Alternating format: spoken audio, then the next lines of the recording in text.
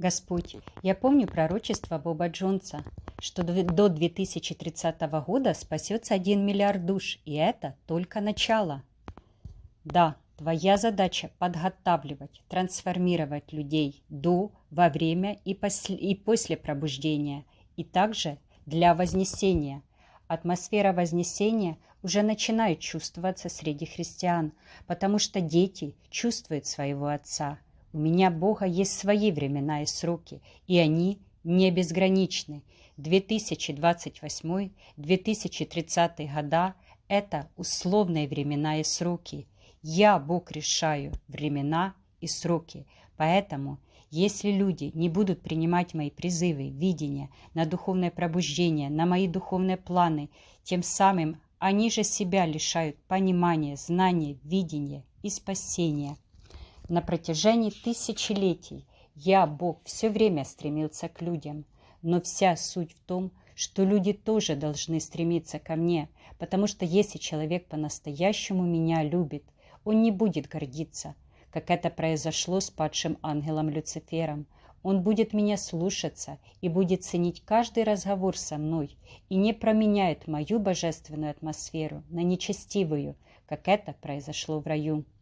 В Царстве Небесном я хочу видеть только тех людей, которые будут по-настоящему меня любить, ценить, восхищаться мной. Такие люди не хотят грешить, потому что они любят и ценят Отца. Поэтому я истребил и позволил истребить столько народа, потому что в них не было настоящей любви ко мне, потому что они не прославляли меня по достоинству, потому что они выбрали поклоняться другим богам. На самом деле люди должны подстраиваться под мои Божьи планы, а не наоборот. Я, Бог, должен постоянно, а не наоборот, я, Бог, должен постоянно подстраиваться под человеческие планы, жизни, ожидания. Я со всеми людьми стараюсь разговаривать согласно тому, как они меня видят и принимают. Но все сводится к тому, что приходит время исполнения моих обетований, и скоро моя дверь может захлопнуться.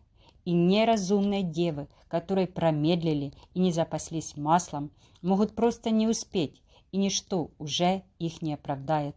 Поэтому я достаточно стараюсь всех предупреждать.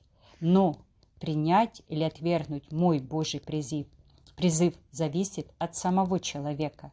Иисус стучит в каждую дверь. Кто отворит, тот и будет с ним вечерять на брачном пире, а кто не отворит, тот истреблен будет. О, Господь, прости людей за то, что не принимают Твои Божьи планы, видения, призывы. Прости людей за то, что недостаточно любят и ценят Тебя. Прости людей за то, что поклоняются иным богам и идолам. Господь Иисус Христос, Дух Святой, архангелы и ангелы во имя Иисуса Христа.